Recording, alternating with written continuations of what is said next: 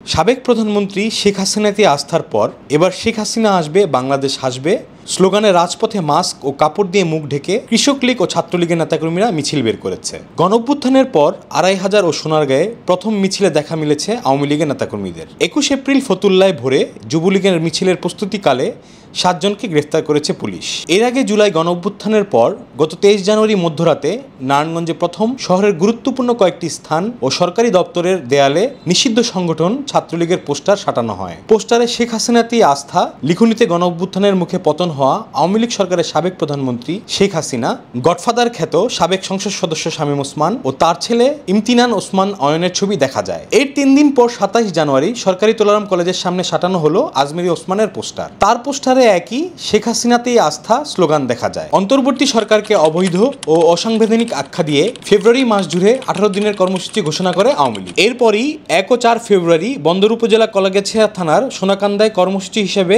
Leaflet বিতরণ করেন দলটির নেতাকর্মীরা। ৪ ফেব্রুয়ারি রাতে অভিযান চালিয়ে যুবলীগ ও স্বেচ্ছাসেবক লীগের নেতাসহ এই ৪ জনকে আটক করে পুলিশ। ৫ আগস্টের গণঅভ্যুত্থানের পর ২৫০০ প্রথম রাজপথে মিছিল করতে দেখা গেছে আওয়ামী লীগ নেতাকর্মীদের। ২০ এপ্রিল সামাজিক যোগাযোগ মাধ্যমে আওয়ামী লীগের মিছিলের ভিডিওটি ছড়িয়ে পড়ে। এর আগে ১৯ এপ্রিল ২৫০০ খাক্কান্দা ইউনিয়নে কৃষক লীগের ৫৩তম প্রতিষ্ঠাবার্ষিকী উপলক্ষে মিছিল বের করে আওয়ামী লীগের নেতাকর্মীরা। ২০ থেকে ২৫ জনের একটি দল গ্রামের রাস্তা ধরে ২-৩ মিনিটের জন্য একটি ঝাঁটিকা মিছিল বের করে। কৃষক লীগের কেন্দ্রীয় কমিটির সাংগঠনিক সম্পাদক হাবিবুর রহমান মোল্লা সমর্থকরা এই মিছিলটি বের করে। তবে হাবিবুর রহমান মিছিলে উপস্থিত ছিলেন না। এ সময় আওয়ামী লীগ, কৃষক লীগ ও আওয়ামী লীগের সভানেত্রী শেখ হাসিনার নামে স্লোগান দিতে দেখা গেছে নেতাকর্মীদের। এদিকে মিছিলের ভিডিও সামাজিক যোগাযোগ মাধ্যমে ছড়িয়ে পড়ার পর থেকে ছাত্র জনতার মাঝে ক্ষোভ দেখা দিয়েছে। গণঅভ্যুত্থানের পর সোনারগাঁয়ে হাইওয়েতে মিছিল করেছে নিষিদ্ধ সংগঠন ছাত্রলীগের নেতাকর্মীরা। এ সময় মাস্ক ও কাপড় দিয়ে মুখ ঢেকে রেখেছিলেন ছাত্রলীগ নেতাকর্মীরা। ২১ এপ্রিল ভোরে সোনারগাঁয়ে ঢাকা চট্টগ্রাম মহাসড়কে এই মিছিল অনুষ্ঠিত হয়। পরে মিছিলের ভিডিও সামাজিক যোগাযোগ মাধ্যমে ছড়িয়ে পড়ে।